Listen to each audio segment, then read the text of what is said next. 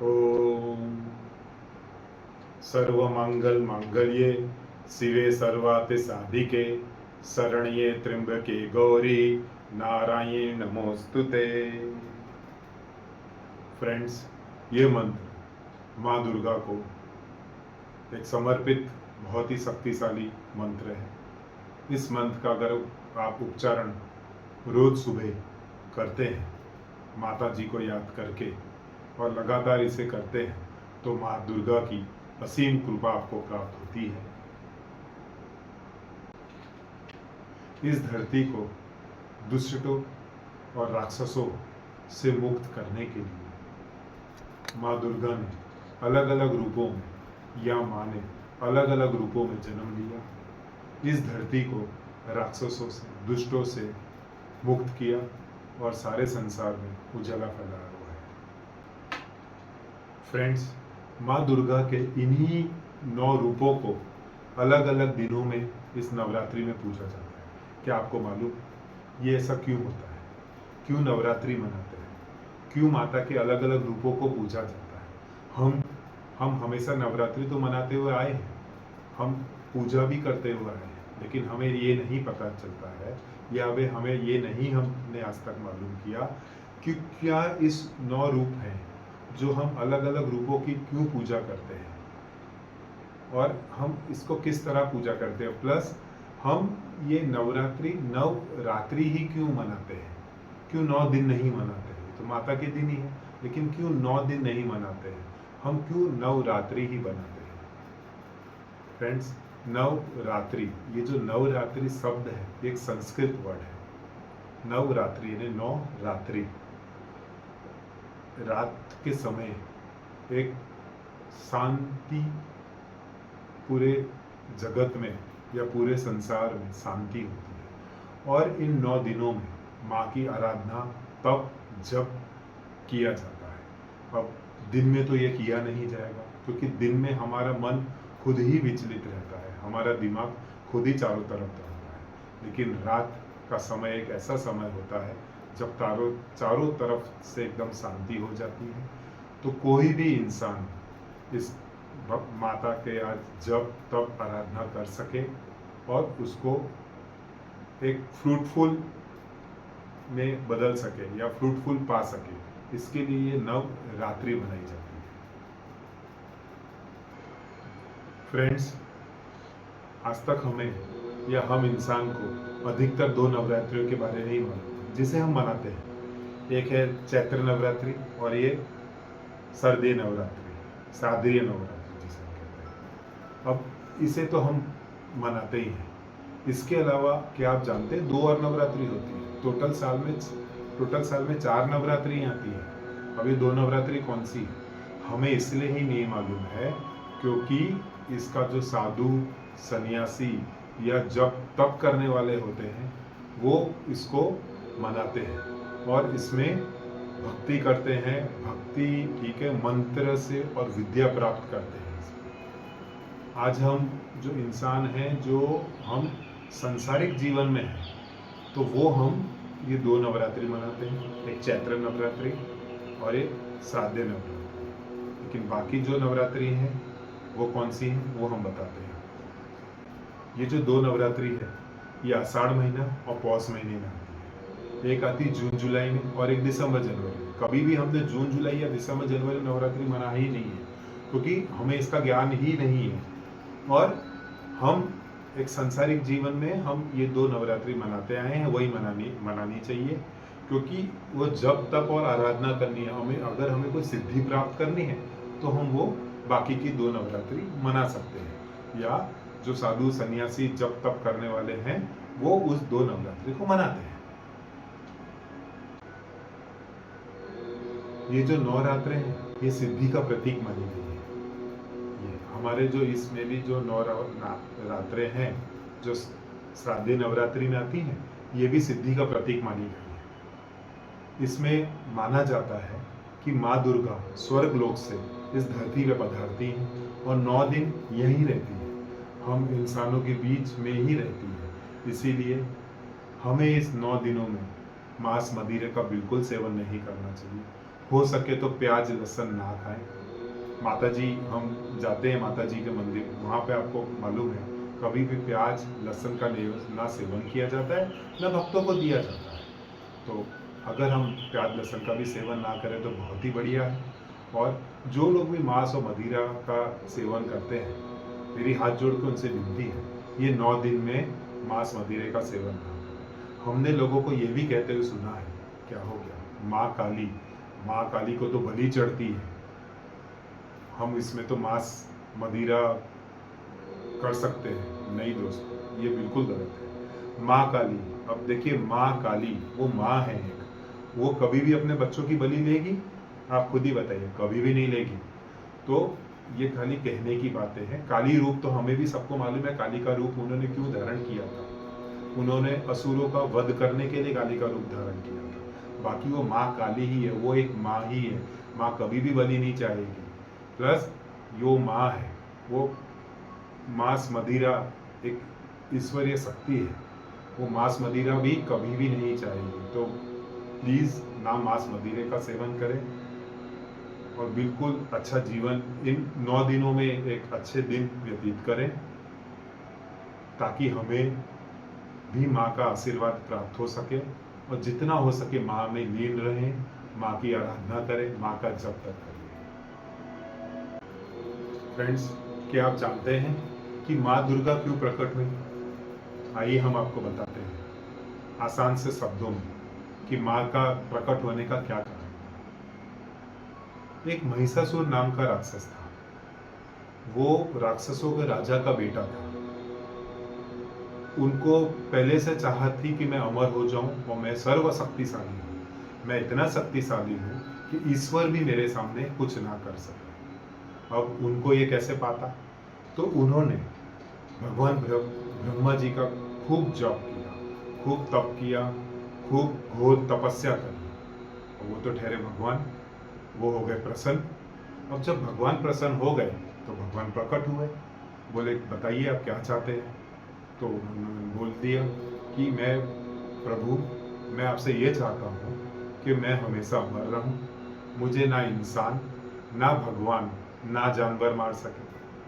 अब जो ये महिषासुर था, खुद इंसान का भी जन्म ले सकता है, वो इंसान के रूप में भी आ सकता था और जानवरों के भी रूप में आ सकता था। अब भगवान ब्रह्मा तो उनसे उनके तपस्या से खुश हो चुके थे, उन्होंने उनको वरदान दे दिया।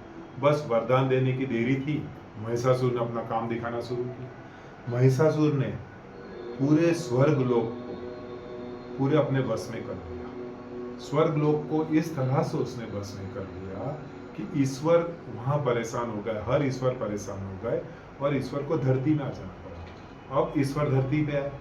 अब धरती पे आए तो भी उसने नहीं छोड़ा, क्योंकि उसको तो तीनों लोगों को अपने काबू में करना था और खुद अमर होना था। अब वो ऑलरेडी ईश्वर के जो स्वर्ग लोक है उसको तो अपने काबू में कर ही चुका था। अब बची धरती।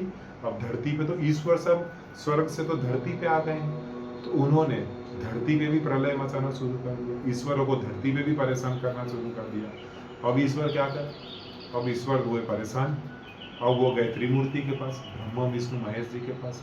सब हाथ जोड़ खड़े हुए, सबने बताया हे प्रभु, हम बड़े विभिन्नता में हैं, हमें इससे बाहर निकालें, नहीं तो हम सब नष्ट हो जाएंगे। और ब्रह्मा विष्णु महेश त्रिमूर्ति, तीन ताकतें, इन्होंने सब ईश्वरीय अंश में से माँ दुर्गा का जन्म किया, मतलब माँ दुर्गा प्रकट हुई। और जो माँ दुर्गा प्रकट हुई, ये सभी ईश्वरीय के जो ब्रिलियंसी है, सभी ईश्वर का ब्रिलियंसी उनके पास था। प्लस जो भी ईश्वर के जो अस्त्र शस्त्र हैं उसका भी, उनका भी सब अंश था। अब आदि शक्ति माँ दुर्गे 8 हाथों वाली सभी ईश्वरों की ताकत लिए प्रकट हो गई। सब ईश्वर खुश हो गए कि अब तो इसका महिषासुर का वध होना ही होना है और महिषासुर को पराजय होना ही होना है। एक बार महिषासुर था जंगल में, वहाँ माँ दुर्गे आदिशक्ति माँ दुर्गा पहुंची। महिषासुर उनका रूप, उनका सौंदर्य देख के मोहित हो गया और उन्होंने उसको मैरिज के लिए प्रपोज किया। थोड़े सरल शब्दों में बता रहा हूँ, उनको मैरिज का प्रपोज किया। वो तेरी आद सकती, इतना गुस्सा हुई, उन्होंने अपना जो पूरा एक रूप था वो महिषासुर के आगे दिखा दिया। अब जो ये महिषासुर के आगे दिखाया, महिषासुर हो तो गया, उनसे थोड़ा डर गया और उसे लगा कि कहीं ये मेरा खात्मा ना कर दे। खैर वो भी ठहरा राक्षस और एक राक्षसी राजा का बेटा, और ब्रह्मा जी का वरदान लिए उसने भी हार नहीं मानी। फ्रेंड्स, हम ये बताते हैं कि ये जो 9 नवरात्रि हैं, हम 9 देवियों का अलग अलग रूप में उनकी पूजा आराधना करते हैं। तो हम ये कौन सी देवी, हम क्या कवर अप करते हैं, मतलब क्या आराधना करते हैं, हम किन देवियों की आराधना करते हैं, वो हम बताते हैं। फ्रेंड्स, पहले दिन था ये जो हमारा फर्स्ट नवरात्रि होता है, वो माँ शैलपुत्री होती है। और माँ शैलपुत्री कौन है? हम जानते हैं, जैसे हमारी आद्य शक्ति माँ दुर्गे, माँ पार्वती, माँ काली, माँ वैष्णवी, हम सब माता को जानते हैं। शैलपुत्री जरूरी हम सबने नाम सुना है, क्योंकि किन्होंने नहीं भी सुना होगा, लेकिन ये माँ शैलपुत्री कौन है, आइए जानते हैं। अब माताओं में तो सर्व एक माता जो माता पार्वती है, ये सब हम जानते हैं। उन्हीं के नीचे सब दूसरी माताएं हैं। अब माता पार्वती है, ये तो हम सब जानते हैं। शैलपुत्री माँ दुर्गा का पहला स्वरूप है, और ये हिमावन राजा और मैनावती की पुत्री है। अब हिमावन राजा और मैनावती को सब पुत्र ही थे। अब महिषासुर का वध करना था, तो जो आदिशक्ति माँ दुर्गा हैं उनको प्रकट करना था। अब सभी ईश्वर ने जाप तप करना शुरू किया ताकि माँ जगदम्बा का प्रकट हो सके, माँ जगदम्बा प्रकट हो सके। इसके लिए सबने जाप तप किया। इसके लिए जो राजा हिमावन, जो हिमालय के राजा और मैनावती की पुत्री थी, उनको एक पुत्री की प्राप्ति हुई। अब पुत्री का जीवन तो नॉर्मल बच्चों की तरह सभी हंसते खेलते कूदते सब बीतता रहा। धीरे धीरे पुत्री थोड़ी बालावस्था में आ गई। एक दिन वो रो रही थी, माता को अपनी माँ से के हट करते हुए कि पिताजी कहाँ है, मैं खाना नहीं खाऊंगी पिताजी के बिना। पिताजी आए पीछे से, ले बेटा मैं तो तुम्हारे लिए खिलौने लेके आया। पिताजी एक थाल में खूब सारे खिलौने सजा के ले आए, लेकिन ये तो माँ पार्वती थी, माँ पार्वती का बाल स्वरूप थी। अब वो खिलौने से खेलने लगी। अब खिलौने से खेलते हुए घर के बाहर गई। उन्होंने देखा ये मेरा खिलौने में मन क्यों नहीं लगता है, मेरा मन अशांत क्यों रहता है। वो खेलते खेलते एक मंदिर में गई। अब एक मंदिर के गर्भ में गई जहाँ पे शिवलिंग था। तो ये जो माँ पार्वती का बाल स्वरूप है, वो माँ ये कहती है, जो बालिका अवस्था में वो ये कहती है कि मैं शिवलिंग के पास आती हूँ तो मुझे अलग तरह से शांति क्यों प्राप्त होती है। ठीक है, खैर वो बाल स्वरूप थी, नहीं समझ सकी। ऐसे ही धीरे धीरे खेलते खेलते उनकी नजर एक बेलपत्र पे पड़ी, और वो बेलपत्र की तरफ उन्होंने देखा। देखते ही बेलपत्र उड़ने लगा। वो मोहित होकर बेलपत्र के पीछे पीछे दौड़ पड़ी। बेलपत्र दौड़ आगे आगे उड़ता गया। ये माँ बालिका अवस्था में जो थी पार्वती माँ, ये उसके पीछे पीछे दौड़ते दौड़ते बेलपत्र तो जंगल जा पहुंचा। माँ को ये भी याद नहीं कि मैं कहाँ आ गई। वो भी जंगल में एंट्री ले ली उन्होंने की। अब बेलपत्र जाके जंगल के बीचों बीच जाके रुका। माँ बेलपत्र के पीछे पीछे दौड़ती हुई वो भी जंगल के बीचों बीच पहुंच गई। बीचों बीच उन्होंने देखा तो एक शिवलिंग,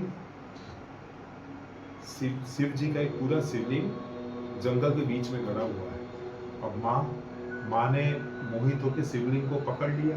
जैसे ही पकड़ा तो उनके अंदर पूरी शक्ति, अलौकिक शक्ति एक जागृत हुई, और वो जागृत हुई तब वो पहचान पाई कि ये तो मैं शैलपुत्री हूँ, मतलब मैं शक्तिशाली एक माँ हो, और वो अलौकिक जो शक्ति हुई और वो जो माँ का स्वरूप था उस समय, उसको माँ शैलपुत्री कहा गया, या शैलपुत्री का उस समय जन्म हुआ, हम ये कह सकते हैं। तो आइए फ्रेंड्स, ये नवरात्रि के पहले दिन हम सभी हाथ जोड़ के माँ शैलपुत्री का पूजा करें, आराधना करें, सच्चे मन से, अच्छे मन से उनकी भक्ति में लीन हो जाए और माँ का आशीर्वाद प्राप्त करें। और आप सबकी मनोकामना हम ईश्वर से प्रार्थना करेंगे, आप सबकी मनोकामना पूर्ण हो और आप सब लोग अपने जीवन में बहुत ही बहुत खुश रहें।